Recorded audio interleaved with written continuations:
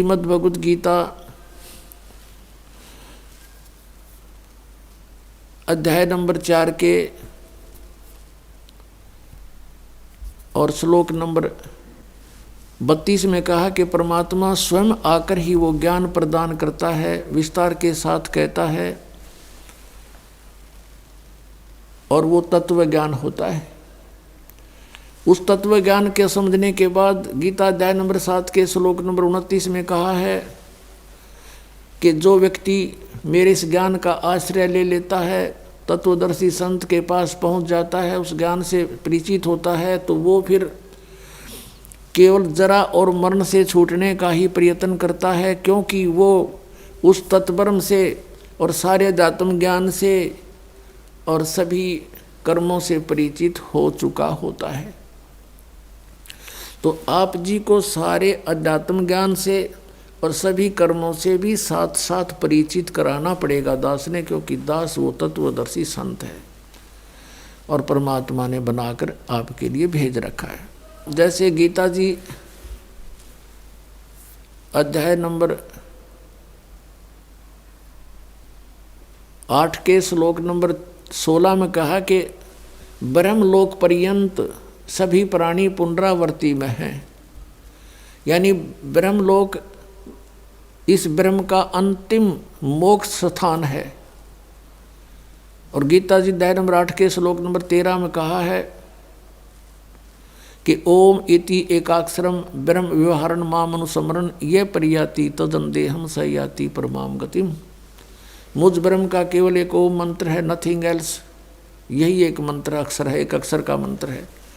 और जो इसको अंतिम श्वास तक सुमन करता हुआ शरीर छोड़कर जाता है तो परम गति को प्राप्त होता है। कौन सी परम गति? जो ओम से ब्रह्म गति होनी है। ओम से ब्रह्मलोक, ब्रह्मलोक में गए हुए प्राणी भी पुनरावर्ती में। और गीता जी अध्याय नंबर 4 के श्लोक नंबर 5 और 9 में, गीता अध्याय नंबर 2 के श्लोक 12 में, गीता अध्याय नंबर 10 के श्लोक नंबर 2 में गीता ज्ञानदाता कहता है कि अर्जुन तेरे और मेरे बहुत जन्म हो चुके, तू नहीं जानता मैं जानता हूँ। तो इससे सिद्ध है कि ब्रह्मलोक तक गए हुए प्राणी भी फिर जन्म मृत्यु में आते हैं। और विष्णु जी, शिव जी और ब्रह्मा जी इनके लोकों में गए हुए तो बहुत शीघ्र आ जाते। तो आदरणीय नानक साहिब जी वाली आत्मा पहले राजा अम्बरीश थे, फिर स्वर्ग में अपना पुण्य भोग कर विष्णु उपासक थे, फिर राजा जनक बने। राजा जनक के समय का भी अपना पुण्य स्वर्ग में भोग कर फिर ये श्री नानक जी बने। पहले इनके नौकर रहते थे, राजा थे जब ये, अब स्वयं नौकर लग गए हैं। अब बचपन से ही इनको एक ब्रजलाल पांडे नाम का ब्राह्मण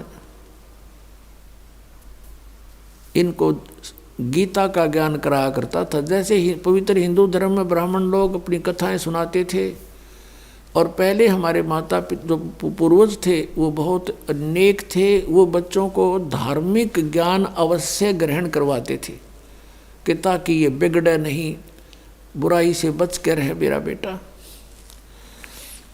और उधर से नानक साहिब जी को फारसी के भी टीचर थे, वहाँ भी वो पढ़ा करते थे।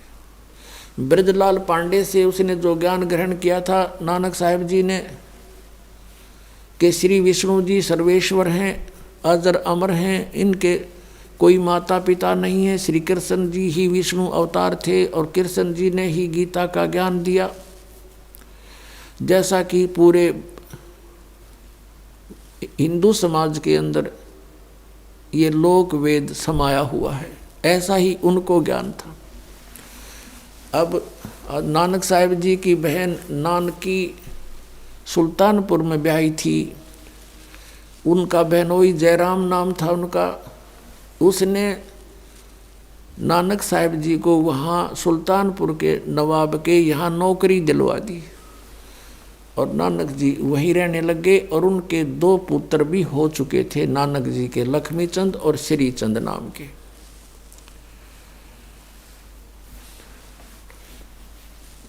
अब सुल्तानपुर के साथ से एक बेई नदी बह रही है, बेई दरिया।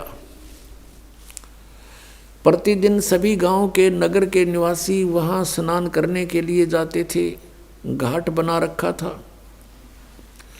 प्रतिदिन नानक साहिब जी जाते थे। वहाँ क्योंकि ये पिछले पुण्यकर्मी प्राणी थे, पीछे बड़े अच्छे भक्त रहे थे, राजा होते हुए भी ये भक्त थे, किसी की आत्मा नहीं दुखाया करते थे, न्यायकारी व्यक्ति थे। और अब उसको वो स्वभाव जो का तू रहता है सूक्ष्म शरीर में, अंतःकरण में, स्नान करके घंटों वहाँ बैठ के चिंतन करते थे और गायत्री मंत्र का भी जाप करते थे जो इन्होंने बना रखा है। और गीता जी के कुछ श्लोक याद कर रखे थे, उनको भी वहाँ याद करते थे। अब वो परमात्मा कहता गोता मारूं स्वर्ग में, जा बैठूं पाताल, और गरीबदास ढूंढता फिरूं अपने हीरे मोती लाल। आदरणीय गरीबदास साहिब जी के माध्यम से परमात्मा ने अपनी महिमा पुण्य प्रकट करवाई है। जैसा कि आपने कबीर सागर, कबीर वाणी पृष्ठ 136 और 37 पर पढ़ा के 12वां पंथ गरीबदास पंथ होगा। संवत 1774 में 75 लिखा वैसे गलती से, संवत 1774 में वो प्रकट होगा। फिर उसके माध्यम से मेरी महिमा की वाणी प्रकट होगी और 12वें पंथ में गरीबदास पंथ के में आगे जो पंथ चलेगा उसमें मैं ही आऊँगा और उस समय ये बात मेरी सच्ची होगी जो आज कह रहा हूँ।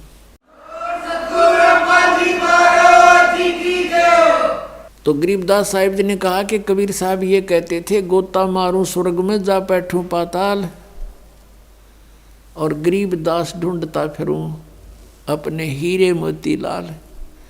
ये वो हीरे मोती लाल थे आदरणीय नानक साहिब जी, आदरणीय गरीबदास साहिब जी, आदरणीय मलुकदास साहिब जी, आदरणीय दादू साहिब जी, आदरणीय धर्मदास साहिब जी, आदरणीय गीसा दास साहिब जी, आदरणीय रविदास साहिब जी, क्योंकि वो भी परमात्मा ने काशी में ढूंढे।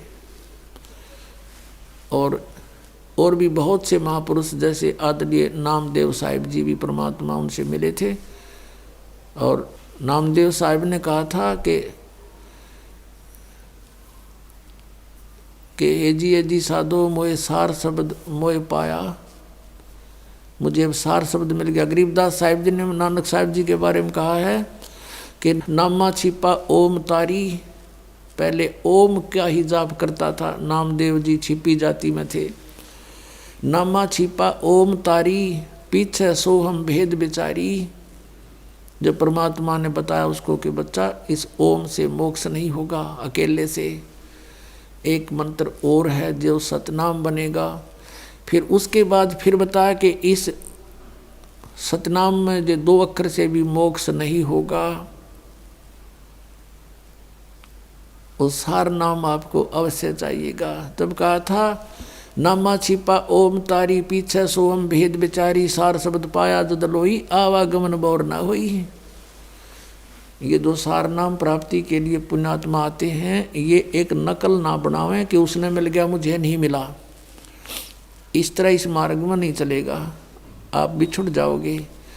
अब सतनाम क्या है? 2 अक्षर का है जो आपको दे रखा है। जैसे धन धन सतगुरु सच्चा सौदा वाले 3 नाम देते हैं, अकाल मूर्त सब स्वरूपी राम सतपुरख। अब ये तो ऐसे है जैसे अकाल मूर्त भी, अकाल माने जिसका कभी मृत्यु ना होए, और मूर्त माने साकार परमात्मा, उस मूर्त का कभी अंत ना होए, साकार परमात्मा, अविनाशी परमात्मा। और सतपुरुष, सत माने अविनाशी, पुरुष माने प्रभु, सतपुरुष अविनाशी परमात्मा। शब्द स्वरूपी राम, शब्द खंड नहीं होता, यानी अविनाशी रूप परमात्मा, वो भी अविनाशी भगवान। तो इन तीनों का अर्थ एक ही है। जैसे जल पानी नीर, जल पानी नीर करते रहो, इससे क्या लाभ होगा? वो जल मिले कैसे, वो सतपुरुष मिले कैसे, अकाल मूर्त मिले कैसे? वो उसका प्रोसीजर न्यारा है। जैसे हैंड पंप लगाना पड़ता है जल प्राप्ति के लिए, तो सतनाम का 2 अक्षर का काम तो बोकी मारने का और पाइप नीचे ले जाने का, इतना समझो। और इसके बिना सार नाम काम नहीं करे, और सार नाम के बिना या बोकी काम नहीं करे। पानी तक पहुंच भी गई, जल तक, और एंड पंप यू सार नाम है ऊपर, वो मशीन बना बांध कर ऐसे घुमाते हैं, वो भी जाप करने का है, उसकी भी अभ्यास करना है। तो ये सारा कुछ मिलकर तीनों 2 अक्षर का काम समझ लो। पानी तक पहुंच गए, जल तक पहुंच गए। जल तक पहुंचने के बाद फिर हैंडपंप लगाना अनिवार्य है ना, उस बिना भी व्यर्थ है, वो सारी मेहनत व्यर्थ गई। और हैंडपंप उस समय लगेगा जब आपका वो पाइप जल तक पहुंच चुका होगा, उससे पहले लगाया नहीं जा सकता। तो जितनी आप साधना करते रहोगे मर्यादा में रहकर, तब आप उस निकट पहुंचोगे उस स्थान पे जहां जल है।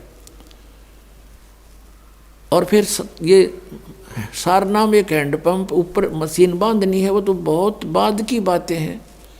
और जब तक वो नहीं होगी, कोई कहता लगा दे मशीन मेरे ना हैंडपंप के, मिस्त्री मना करेगा कि अभी जल तक पहुंचा नहीं है, तो मूर्ख होगा जो नु कहा तो लगा दे मेरा हैंडपंप, देखी जाएगी। फिर क्या देखेगा, उसमें घुमाया जाना, उसको कुछ भी नहीं आना उसमें।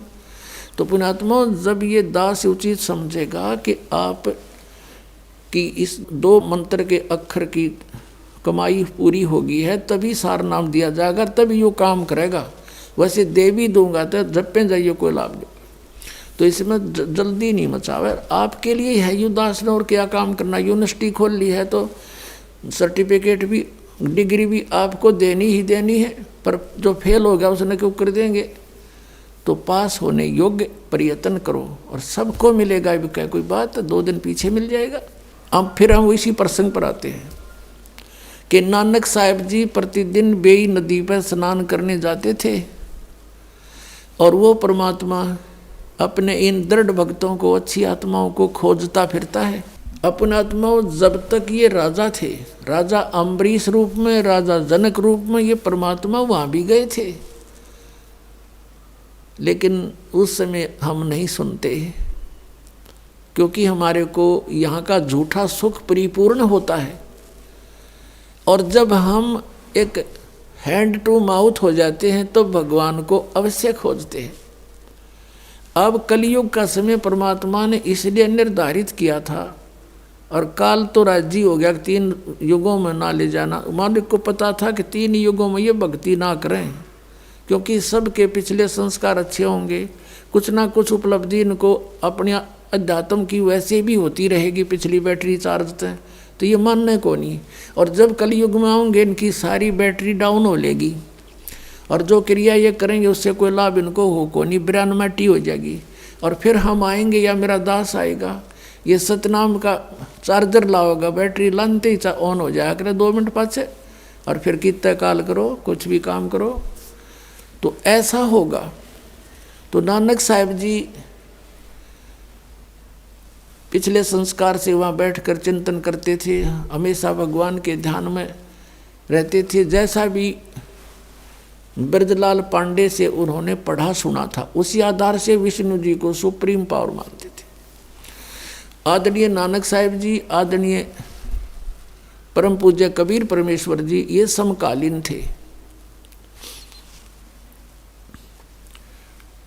ये लगभग 45 वर्ष समकालीन रहे हैं। सन 1469 में आदरणीय नानक साहब जी का जन्म हुआ, और आदरणीय और परम पूज्य कबीर परमेश्वर जी 1398 से 1518 तक रहे। 1469 से 1518 तक ये समकालीन थे। परमात्मा बनारस में रहा करते थे, कपड़ा बुनते थे, धानक का काम करते थे, जुलाहे का। अब कहते हैं, जो जन मेरी शरण है ताका हूँ मैं दास, और गेल गेल ला गया फिरूं जब तक धरती आकाश। अम्बरीश राजा थे तब भी परमात्मा गए, समझाने की चेष्टा की, तब तक वो भक्ति नहीं करते थे। उसके बाद वो भक्ति में पूरी रुचि होगी, राजा थे। फिर परमात्मा के ज्ञान को ग्रहण नहीं किया, अन्य ऋषि में ऋषियों से समाधान ढूंढ कर वो क्रियाएं शुरू कर दी। फिर भी दयालु हैं, उनको काम तो ला आए, नहीं तो ये राजा बने पासे कौन भक्ति करे, सारा दिन बकवाद दबाओ इनको। तो वहाँ वो जैसा भी करने लगे, यज्ञ याग करने लगे हैं, और ये मंत्र करते रहे ओम नाम का, विष्णु जी का जो हरियम जाप आपको दिया जाता है, ये करते रहे। और फिर राजा जनक थे तब भी परमात्मा मिले, मालिक पर विश्वास हुआ नहीं, और अन्य ऋषियों से उपदेश लेकर के फिर साधना शुरू कर दी। यज्ञ किए घड़े बड़े बड़े, मालिक ये चाहते थे कि ये बैटरी थोड़ी बहुत किसी ना किसी तरह से चार्ज होती रहे ताकि ये कलयुग तक पहुंच जाए किसी तरह, फिर देखूंगा काल ने। अब परमात्मा वहाँ से अंतर्ध्यान हुए, कहाँ से? काशी से, बनारस से, और बेई नदी पर पहुँच गए एक जिंदा महात्मा का रूप बना के। नानक साहब जी बैठे थे, परमात्मा ने भी जाके उनको प्रणाम राम राम बोला। नानक साहब जी बड़े अच्छी आत्मा थे, प्यार से श्रद्धा से कहा आओ बैठो महात्मा जी। बैठ के पूछा कौन हो, कहाँ से आए हो? परमात्मा ने कहा कि मैं बनारस से आया हूँ और एक जुलाहा जाति से संबंध रखता हूँ, मेरा नाम कबीर है और मैं परमात्मा की खोज में घूम रहा हूँ। आप बहुत अच्छे भक्त सुने हैं, यहाँ बहुत अच्छे भक्त हो, और कुछ मैं मार्गदर्शन आपसे चाहता हूँ प्रभु के बारे में। मैं भले ही मुसलमान के यहाँ रह रहा हूँ, लेकिन मेरी आस्था प्रत्येक धर्म के प्रति बराबर है। मुझे कहीं से भी मोक्ष मार्ग मिल जाए, मैं तलाश कर रहा हूँ, खोज कर रहा हूँ। इस बात से नानक जी बड़े प्रसन्न हुए, खुश हुए, कहा बैठ जा, आजा मैं बताता हूँ। जब उन दोनों की चर्चा हुई तो नानक साहब जी ने कहा कि सबसे पहले गुरु होना चाहिए प्राणी का। तो वहाँ आसपास जो स्नान करने गए थे व्यक्ति, वह भी बैठ के आकर चर्चा होने लगी। जब दोनों की 20, 30, 50 सुबह सुबह का समय था, तो उनकी जब चर्चा चली तो कबीर साहब ने कहा कि मैंने गुरु तो बना रखा है, बनारस में आदरणीय स्वामी रामानंद ब्राह्मण पंडित जी, उससे मैंने उपदेश ले रखा है।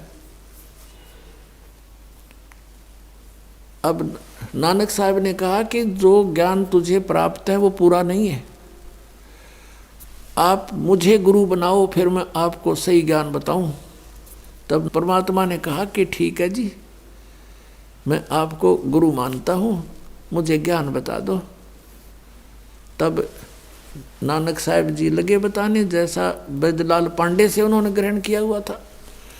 कहा कि विष्णु जी सर्वशक्तिमान हैं, सारे ब्रह्मांडों के रचनहार हैं, और यही श्री कृष्ण रूप में अवतरित हुए, यही श्री राम रूप में अवतरित हुए, और श्री कृष्ण रूप में इन्होंने आकर के महाभारत के समय गीता का ज्ञान दिया, और गीता जी का नित्य पाठ करने से जीव का मोक्ष हो जाता है। और हरे कृष्ण हरे राम सीताराम राधे राधे श्याम मिला दे, इस तरह के मंत्र और ओम मंत्र, ये सारे कुछ बता दिए। जो ये ब्राह्मण गुरु या हिंदू धर्म के जो ये नकली गुरु बताया करते थे, नकली नाम, वो सारे बता दिए कि ये जाप करने चाहिए, एकादशी का व्रत करना चाहिए। अब परमात्मा ने प्रसन्न किया कि देखो मैं आपको गुरु धारण करने जा रहा हूँ, आपका अनुयायी बनूंगा, तो मेरी कुछ शंका का समाधान भी चाहिए मुझे। हक बोलो। आप जी कहते हो कि श्री कृष्ण जी श्री विष्णु जी अविनाशी हैं, ब्रह्मा विष्णु महेश तीनों अजन्मा हैं, इनकी जन्म मृत्यु नहीं होती, और आप इनको सर्वेश्वर कहते हो, और आप ये भी कहते हो कि गीता जी का ज्ञान श्री कृष्ण जी ने बोला। हाँ बिल्कुल सही है, नानक जी बोले। तो आप गीता जी अध्याय नंबर 4 के श्लोक 5 और 9 में देखिए, और 2 के अध्याय 2 के 12 में, 10 के 2 में, इनमें यूँ गीता ज्ञानदाता कहता है मेरे तो जन्म और मृत्यु होता है, हम अविनाशी नहीं हूँ। फिर आप कह रहे हो ये अविनाशी हैं। अब नानक साहब जी के पास कोई जवाब नहीं था।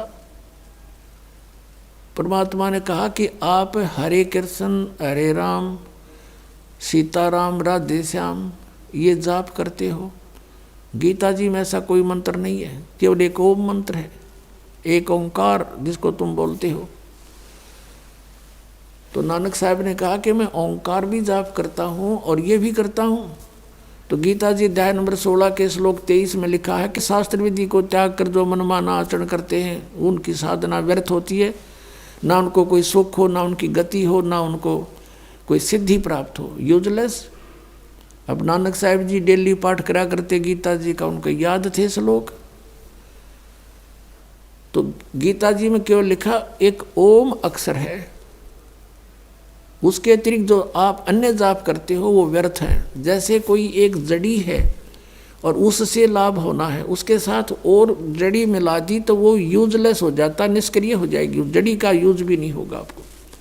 तो ये साधनाएं तो नहीं करनी चाहिए थी। फिर बताया कि देखो गीता ज्ञानदाता से अन्य कोई और परमात्मा है।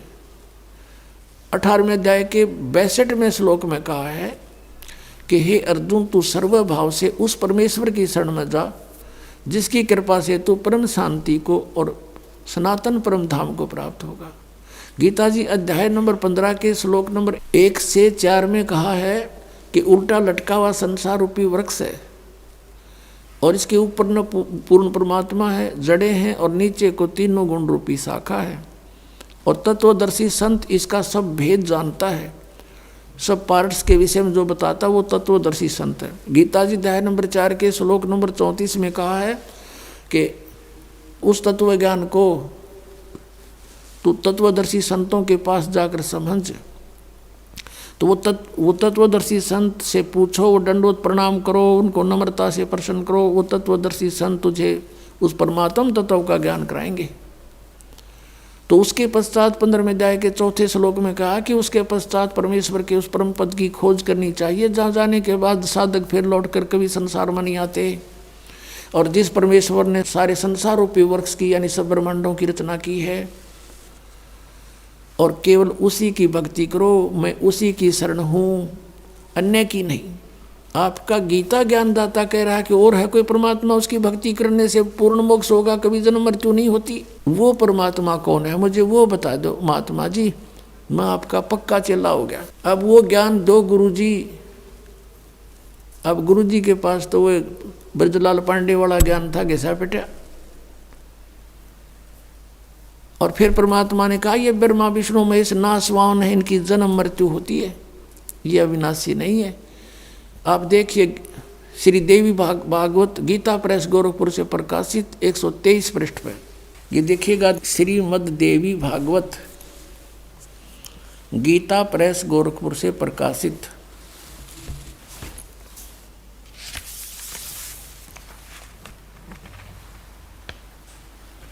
संपादक हनुमान प्रसाद पोदार चिमनलाल गोस्वामी।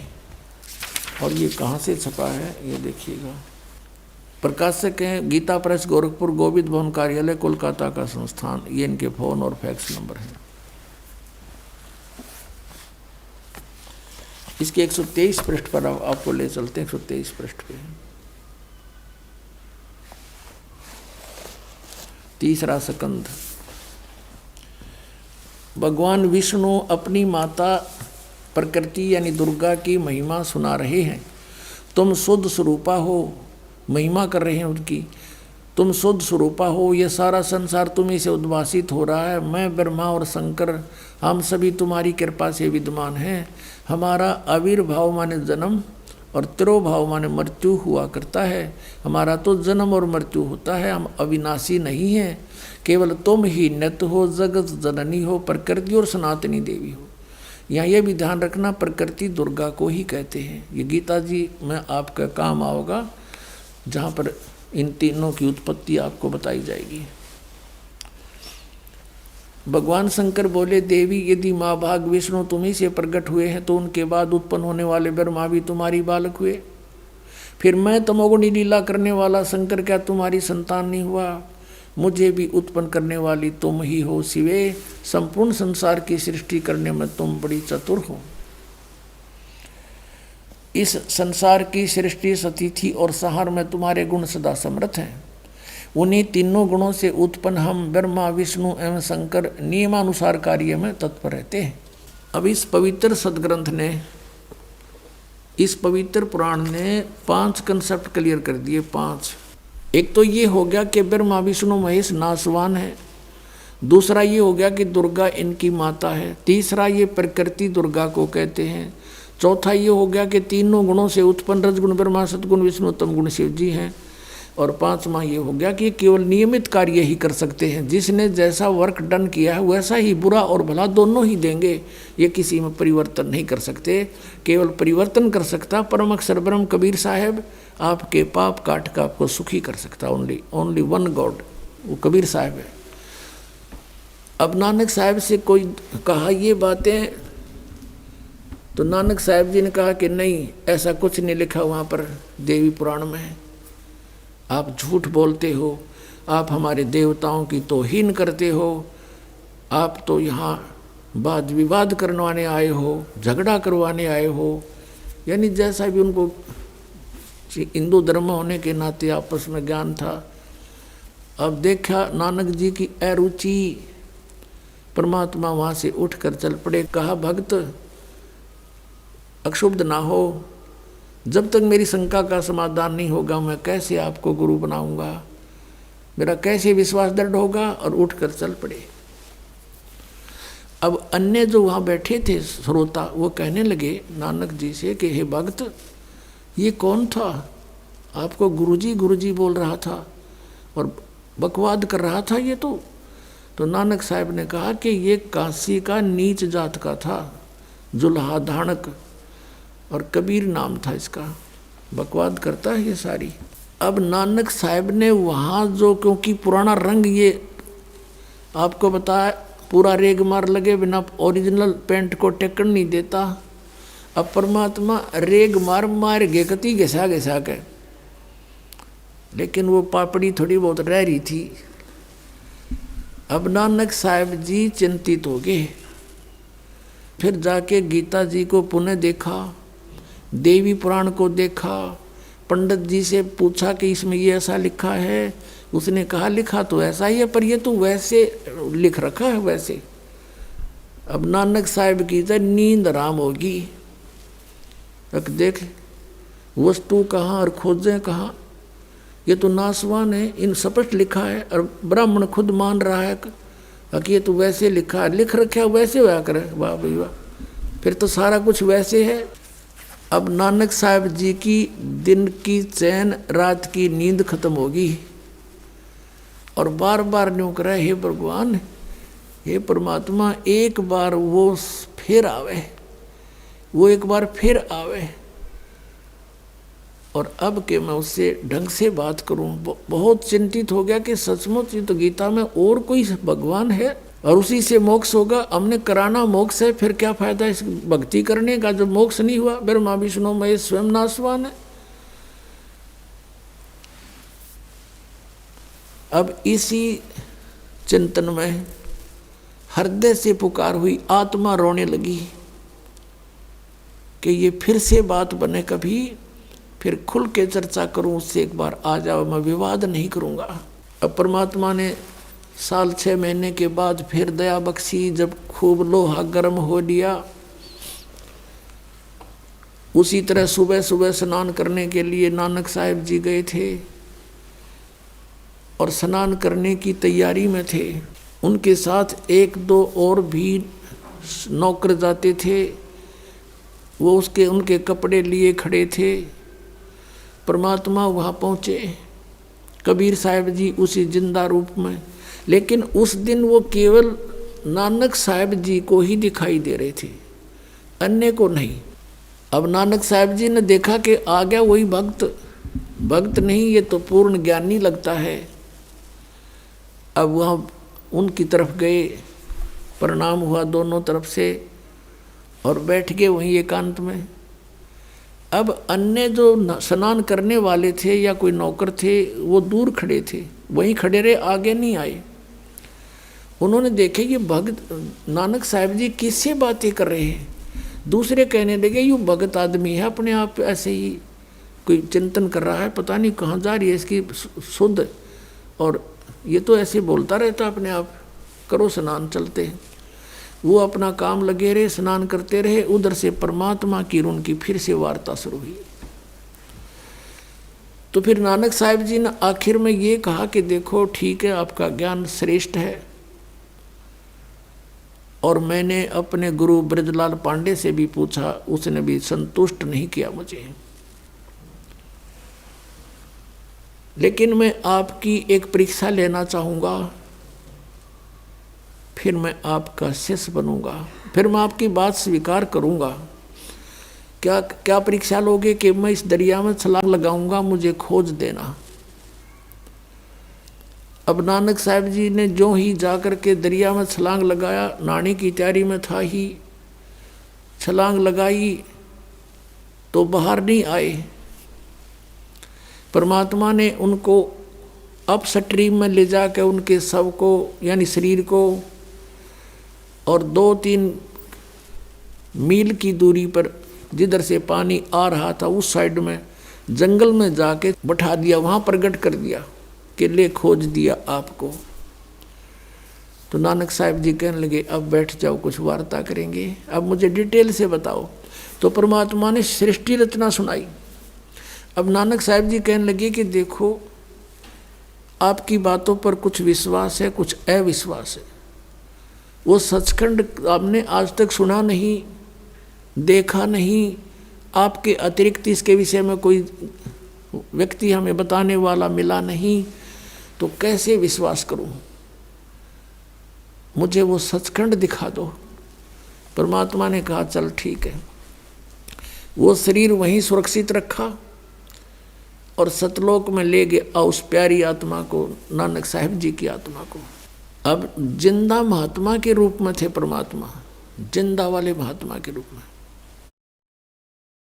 अब ऊपर जा रहे हैं, सभी ब्रह्मांड दिखाए, ब्रह्मा विष्णु महेश के लोग दिखाए, जैसे आदरणीय गरीबदास साहिब जी को दिखाए थे,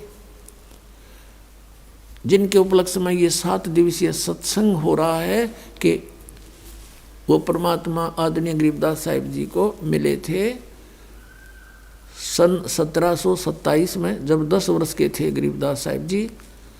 और फाल्गुन उतरते की द्वादशी, फाल्गुन सुदी द्वादशी को दिन के 10 बजे वहाँ प्रकट हुए थे, छुडानी गांव के जंगल में, खेतों में। तो ऐसे गरीबदास साहिब जी को ले गए थे, ऐसे ही सभी महापुरुषों को ऐसे ही एक जैसा ही वहाँ दिखाते हैं सबको।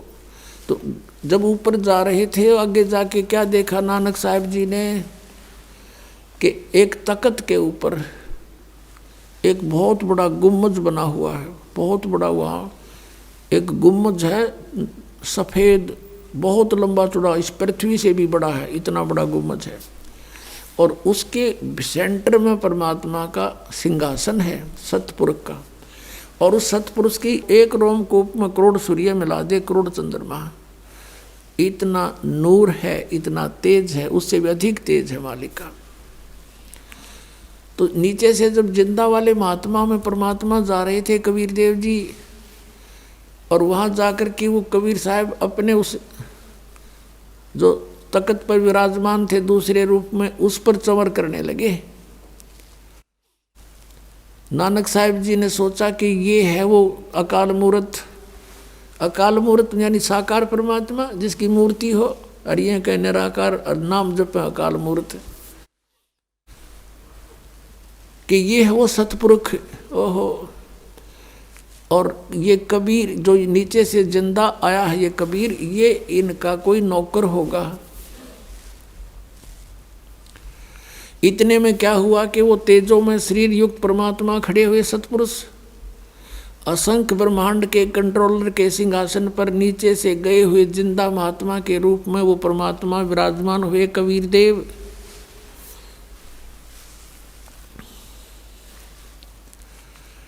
और वो तेजों में शरीर वाला परमात्मा कबीर साहब पे नौकर की तरह चौर करने लगा, सेवक की तरह।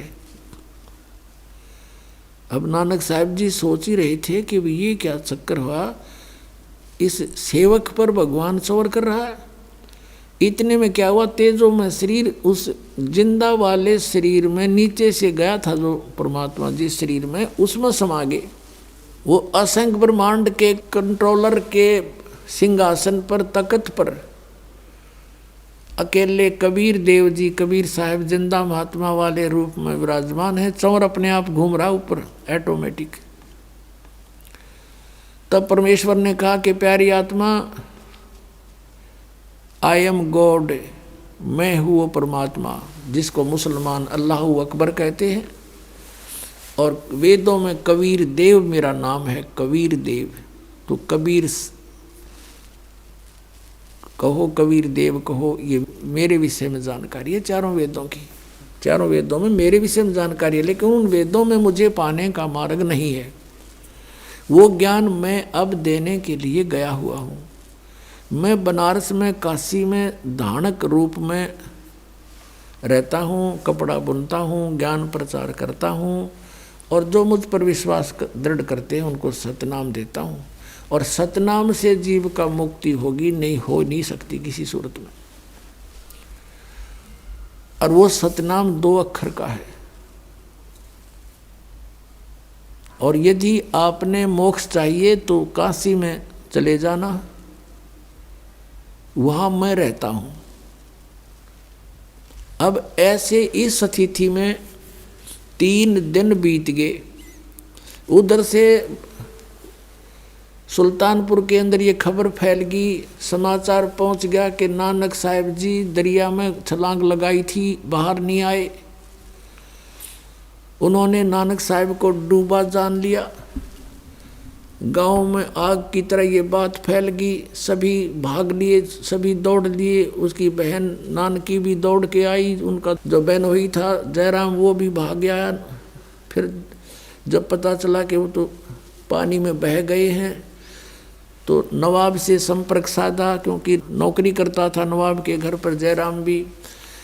श्री जयराम जी ने वहाँ जा कर के राजा से प्रार्थना की कि नवाब ऐसे ऐसे हमारा रिश्तेदार पानी में बह गया। तो राजा ने नौकर भेज दिए, जाल लगाने वाले भेज दिए, इधर खोज रहे हैं, दूर दूर तक जाल लगा कर खोज रहे हैं, पर नहीं मिले। सभी ने मान लिया, हाहाकार मच गई कि बहुत अच्छा भगत था, डूब कर मर गया। उधर से क्या हुआ, तीसरे दिन उसी समय जब स्नान सभी कर रहे थे, वहीं नानक साहिब जी आकर विराजमान हो गए। छोड़ दिए परमात्मा ने, वापस भेज दिया आत्मा, और शरीर से उठकर वो आ गए। सभी ने देखा कि ये नानक जी तो ये आ गए, ये डूब गए थे, डूब गए थे। नानक साहब ने कहा कि डूबते वो हैं जो भगवान पर आश्रित नहीं है, हम नहीं डूब सकते। हम सचखंड गए थे, हम सतलोक गए थे, और उस दिन के बाद उनका चेहरा बदला हुआ था, संसार में रुचि नहीं रही, घर पे आ गए।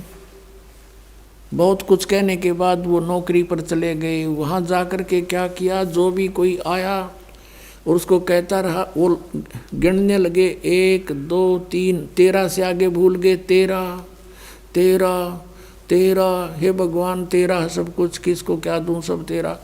वो मोदी खाने में नौकरी करते थे, सबको जो भी मेहनताना लेने आए जब दाने कणक कुणक दिया करते थे, वो सारा ही लुटा दिया, खाली कर दिया, और बैठ के जाकर शमशान घाट पे वैसा ही वेशभूषा करके, जिस वेशभूषा में भगवान मिले थे जिंदा वाले महात्मा के रूप में। अब जब नवाब के पास कंप्लेंट गई कि आपके नौकर ने आपका खजाना लुटा दिया, नवाब ने जांच बैठा दी, और साथ में जयराम जी से कह दिया, उसके बहनोई से, कि यदि कोई भी घाटा मिला तो तू तेरे से पूरा करवा लूँगा, क्योंकि तू इसका जमानती है, तेरी शनाख्त पर हमने रखा है। ऐसा ही किया गया। जब जांच हुई तो नवाब का खजाना पूरा होकर 760 रुपये नानक साहिब के अधिक सरकार की ओर निकले। बोलो सतगुरुदेव।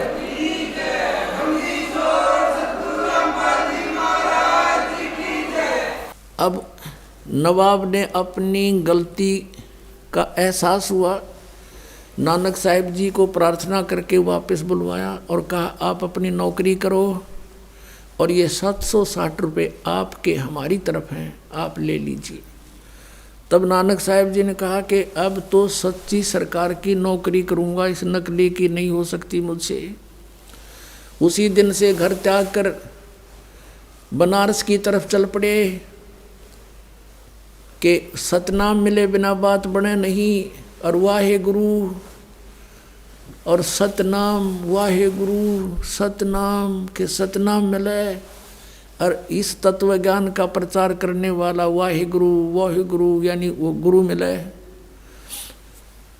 अपने आत्मा आदरणीय गरीबदास साहिब जी ने नानक साहिब जी के बारे में अपनी अमर वाणी में बताया है, क्योंकि आदरणीय गरीबदास साहिब जी की दिव्य दृष्टि परमात्मा ने खोल दी थी और लाखों वर्ष पहले की घटनाएं और बाद की बहुत सी भविष्य की सब कुछ उन्होंने बोला। तो आँखों देखा बताया कि झांकी वेख कबीर की, सतलोक के अंदर नज़ारा देख के कबीर परमात्मा की महिमा से परिचित होकर नानक की तीवा और वह सिखा के गल पड़ी कौन छुटावे था। अब नानक साहिब जी ने तो वहाँ देखा था सचखंड में, वाहे गुरु हो ये नीचे से जो गए थे महात्मा, ये है सचमुच, यही अकाल मूर्त, यही सतपुरुष वाहे गुरु। और सतनाम बिना मोक्ष नहीं हो सकता, हम ये नाम भी गलत जाप कर रहे हैं। अब झांकी वेख कबीर की, जैसे आप 26 जनवरी के ऊपर देखते हो उपलक्ष्य में, जैसे राजस्थान की झांकी, राजस्थान के अंदर जो भी महत्वपूर्ण वो कोई भी वस्तु है या कोई तीर्थ है, उनके मॉडल बना करके एक ट्रैक्टर की या ट्राली में रख लेते हैं और सबको प्रदर्शन करने के लिए दिखाते चलते हैं। फिर हरियाणा प्रदेश वाले अपनी और पंजाब वाले अपनी, तो वहाँ बोलते हैं कि देखो अब राजस्थान की झांकी जा रही है, यानी वहाँ का दृश्य, और अब पंजाब की झांकी, अब हरियाणा प्रांत की झांकी। तो कहते हैं वो झांकी वेख कबीर की, सतलोक में परमात्मा का नज़ारा देख के नानक की तीवा और वह सिखा के गल पड़ी कौन छुटावे था। कि ये सिख भाई तो वाहे गुरु करने लगे भी न कौन समझावे कि कौन मिला था उनको। ये मानते भी कोई नहीं कि नानक साहब को कबीर साहब गुरु मिले होंगे, ये कहते उनका कोई गुरु नहीं था। नानक साहब ने सैकड़ों प्रमाण दिया कि मुझे गुरु जी मिले, दीक्षा दी नहीं, आँखों देखा उनको, गुरु जी को, और परमात्मा को साकार बताया है, नर आकार बताया है। अब गुरु ग्रंथ साहिब में दोनों प्रकार की वाणी है। उनकी पहले की भी वाणी है, परमात्मा की प्राप्ति से पहले और बाद की भी है। वो लिखते रहा करते थे अपने पहले भी, क्योंकि परमात्मा से जुड़ा हुआ व्यक्ति कुछ ना कुछ उसके विषय में चिंतन करता ही रहता है। अब वहाँ से चल पड़े, सुल्तानपुर से चल पड़े, कहाँ को चले? बनारस की तरफ। पहली उदासी उनकी यात्रा, उदासी माने वैसे तो उदासी का अर्थ होता है कति उन्मुन होके, संसार से मन हटा के उदास होके और परमात्मा की खोज पृथ्वी पर करने के लिए चल पड़े, उसको उदासी कहते हैं। कहते प्रथम उदासी वाराणसी की थी। अब रास्ते में वो ये पहचान करने के लिए कि हो सकता है वो कहीं और भी इस ज्ञान का कोई परिचित हो, तो जहाँ पर भी रास्ते में कोई साधु संत का कोई डेरा देखा वहाँ पहुँच गए। नानक साहिब जी प्रस्थान तो कर ही रहे थे बनारस की तरफ, वहाँ प्रसन्न करते उन्होंने फिर क्या किया, 7 श्लोक सेलेक्ट कर लिए गीता जी के। वो शपथ श्लोक की गीता कहने लगे कि इनका उत्तर दे दो, इसमें सारी गीता का निष्कर्ष है। जैसे ऊर्ध्व मूलम अधः शाखम, ये मूल परमात्मा कौन है। 18वें अध्याय के 62वें श्लोक में कहा कि उस परमेश्वर की शरण में जा, वो परमेश्वर कौन है। तत्वदर्शी संत की क्या पहचान होती है, इस तरह के उस परमात्मा ओम तत्सत का भेद बताओ। इस तरह के प्रश्न उन्होंने 7 श्लोक सेलेक्ट कर लिए गीता के। वो शपथ श्लोक की गीता कहने लगे कि इसमें सब निष्कर्ष आ जाता है गीता जी का। 18वें अध्याय के 66वें श्लोक में व्रज माने जाना होता है, तुम आना बताते हो, वो किसकी शरण में जाने को कहा है। इस तरह के वो प्रश्न उन्होंने किए, कहीं उत्तर नहीं मिला। फिर उन्होंने देखा, उनको विश्वास नहीं था कि भगवान ऋग्जुलाहा धारक के रूप में भी काम करता होगा, लेकिन चल पड़े थे कि देख तो लेता हूँ। और वो बता रहे थे कि मैंने स्वामी रामानंद जी से दीक्षा ले रखी है, कबीर साहब ने कहा था चर्चा के दौरान। तो उन्होंने जाकर के पूछा कि यहाँ कोई स्वामी पंडित रामानंद जी नाम के महर्षि हैं, उनका बहुत बोलबाला था, 1400 ऋषि बना रखे थे, प्रचारक पूरी काशी बच्चा बच्चा उनको जानता था। सभी ने कहा कि वो ऐसे उस आश्रम में रहते हैं गंगा के किनारे। तो वहाँ पहुँच गए आदरणीय नानक साहब जी, और वहाँ जाकर के रामानंद जी से प्रश्न की कि स्वामी जी, मैं गीता जी के कुछ प्रश्न करना चाहता हूँ। जब वो प्रश्न उन्होंने किए, अब रामानंद जी ने कहा कि देखो, ये प्रश्न मुझे पहले नहीं आते थे, अब मुझे इनका ज्ञान हो गया। कैसे हो गया कि मुझे परमात्मा मिले यहाँ आए हुए हैं वो भगवान, और उन्होंने मुझे कुछ ऐसे वचन में बांध दिया। वो कहते हैं मुझे गुरु, लेकिन है वो जगत गुरु। मैं उनको शिष्य कहूँ तो मुझे लज्जा आती है, लेकिन वो जगत गुरु हैं, परमेश्वर आए हुए हैं। उनका कबीर नाम है, और वो बता सकते हैं आपको सारा भेद। उत्तर तो मैं दे सकता हूँ, लेकिन मैं कंप्लीट नॉलेज नहीं रखता। उन्हीं का सुना हुआ मैं आपको बता सकता हूँ। आप उनसे पूछो तो और अच्छा रहे। अब नानक साहब जी की तो खुशी का ठिकाना नहीं रहा कि सचमुच इस ज्ञान के देने वाला यहाँ है। हाँ जी है, तो मुझे उनसे मिला दो। रामानंद जी ने एक सेवक भेज दिया कि जाओ परमात्मा के दर्शन करा दो। पंजाब से भक्त आए हैं, पंजाबी। अब कबीर साहब को तो अनजानी जान थे, बैठ गए खड्डी में, कान लग रही है एक प्यारी आत्मा, घायल हो चुकी है वो। अब वहाँ बैठे बैठे कपड़ा बुन रहे हैं, और जिस रूप में वहाँ मिले थे वही रूप सतलोक में मिले थे, वही रूप में बैठे और कपड़ा बुन रहे हैं, धानक का काम कर रहे हैं, जुलाहे का। तब नानक साहब ने कहा था, ओ हो फाई सूरत मुलुक की वेश, ए ठगवाड़ा ठगी देश, खरा सियाणा बहुता बार, ये धानक रूप रहा करतार। ओहो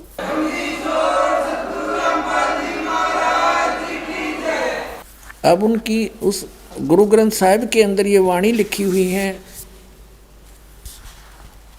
आपको सुनाते हैं। श्री गुरु ग्रंथ साहिब के 24 नंबर पृष्ठ पर अंकित है, और शब्द नंबर 29 है, 29।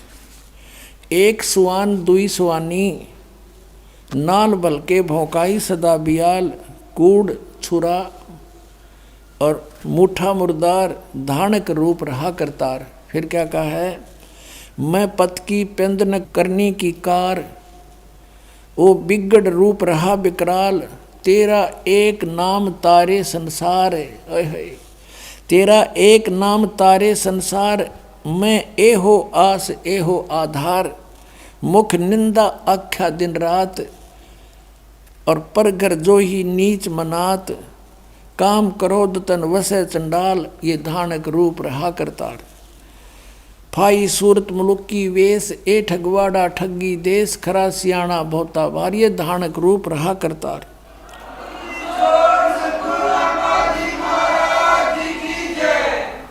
अपने आत्माओं,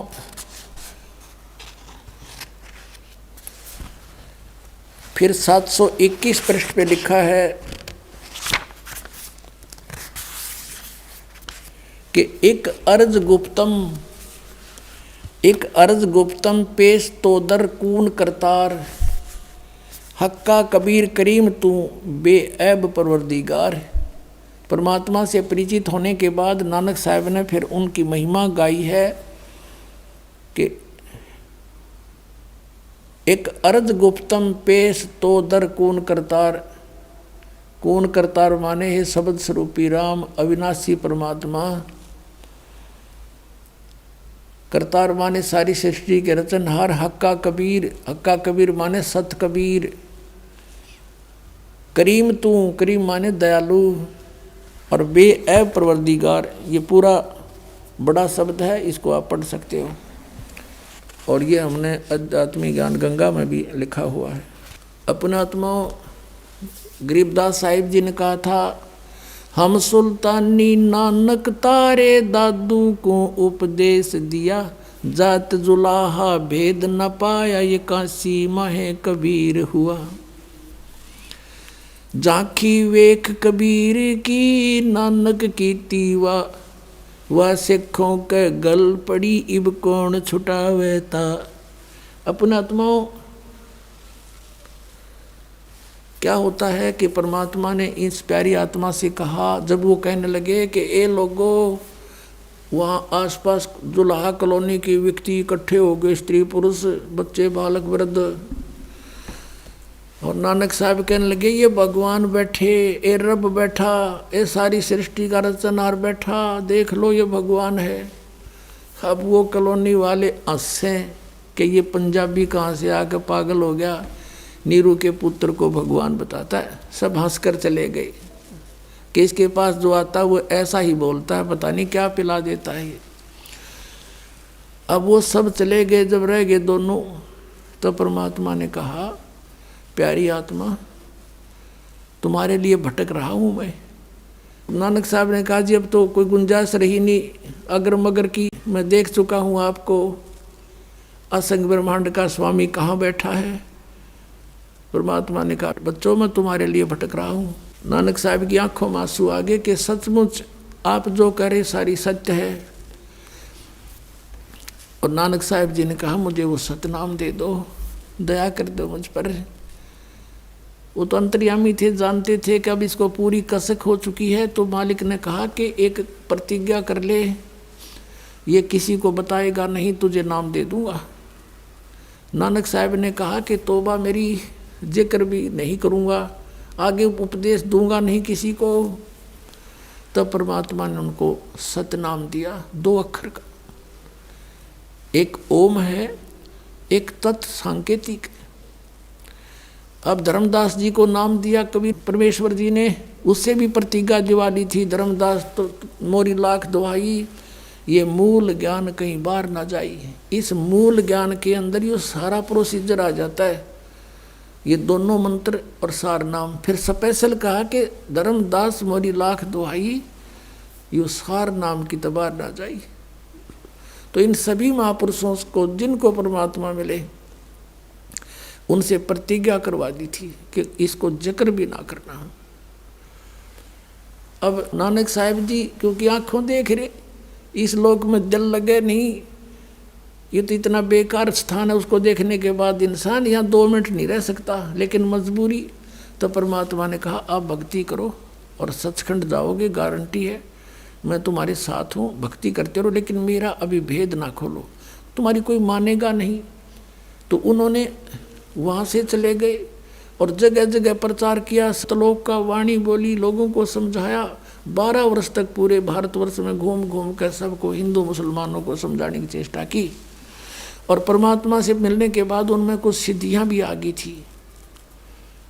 ऐसा स्वाभाविक गुण है, जैसे चुंबक के साथ लोहा कुछ समय रह जाए तो वो भी अस्थायी चुंबक बन जाता है। तो फिर क्या हुआ, जब 12 वर्ष तक सब जगह घूम लिया, कोई माने नहीं, विरोध करें। यहाँ तक लिखा है उनके इतिहास में, गुरु नानक देव जी की जीवनी में, कि उनके पूज्य पिताजी भी विरोधी हो गए थे उन पांडवों के कहने से कि आपका पुत्र ब्रह्मा विष्णु महेश को नासवान बताता है, ये के पैदा हो गया तेरे। पिता पुत्र का भी बहुत विरोध हो गया था, लेकिन वो तो दृढ़ भगत थे, वह किसकी माने आँखों देख रहे, और कहें देखा देखी, हम कहें आँखों देखी। अपने आत्मा 12 वर्ष तक जब वो घूमते रहे, कोई सुना, कुछ एक न माना, कुछ एक न नहीं माना, तब परमात्मा ने उसको संदेश दिया कि आप प्यारी आत्मा अपनी मोक्ष प्राप्ति के लिए प्रयत्न करो, समय थोड़ा है आपका, अब भक्ति करो, बैठ जाओ अपने एक स्थान पर, रहो अपने आराम से। तो फिर 16 वर्ष तक लास्ट के अपने खेतों में रहे, खेती भी करते थे, और जो उनके पास आता था उनको तत्व ज्ञान भी समझाते थे। बहुत से शिष्य भी बने उनके, अच्छी आत्माएं थी जो। अपने आत्माओं, नानक साहब जी का मोक्ष किन मंत्रों से हुआ और कौन सा जाप किया उन्होंने? अब देखो, वाहेगुरु वाहेगुरु ये क्यों बोले? झांकी वे कबीर की नानक की तीवा, अब वाहिगुरु वाहिगुरु सतनाम, इस सतनाम से मोक्ष होगा, सचखंड प्राप्त होगा, जहाँ जाने के बाद फिर कभी मृत्यु नहीं होगी। इतनी खुशी समा गई दिल में। और वाहिगुरु वाहिगुरु, देखो जो अच्छी आत्माएं होती हैं, जो अनमोल ज्ञान आपको ये दास प्रदान कर रहा है परमात्मा का दिया हुआ, ये कोई ऐसा वैसा नहीं है। और आपने इसकी कीमत की का ज्ञान को नहीं, उनको वो कीमत की महत्व समझते थे इस मंत्र का। और आपको जिनको तीनों मिल लिए उनको भी इतनी गदगद इतनी खुशी नहीं होती जितनी उस महापुरुष को एक सतनाम प्राप्त होने से ही होगी थी। तो वो एक महान आत्मा होती है, वो एक कृतज्ञ होते हैं, वो होती हैं। वो कहते हैं बड़े बड़ाई करा करें गाड़ी काटे उत्साह, वो बड़े बड़ाई करनी, हम बड़े पुरुष थे, वो महान आत्मा थी। और खुला नहीं समाया कोई हो, पता नहीं क्या धन मिल गया मुझे, इतनी खुशी जहाँ जहाँ वाहिगुरु वाहिगुरु, यानी वो भूला नहीं जाता रहा। तो ये होती है अच्छी आत्माएं। अब क्या हुआ,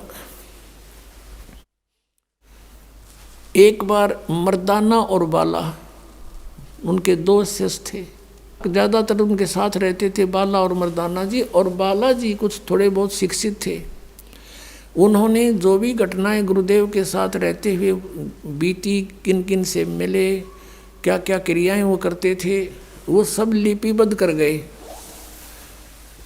लिखे उन्होंने या बताए किसी को, वो लिख लिए गए।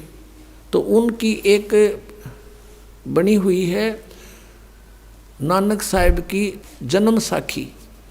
तो उस जन्म साखी के अंदर आपको दिखाते हैं कब नानक साहिब जी कौन सा जाप करते थे। वो सतनाम के है 2 अक्षर का।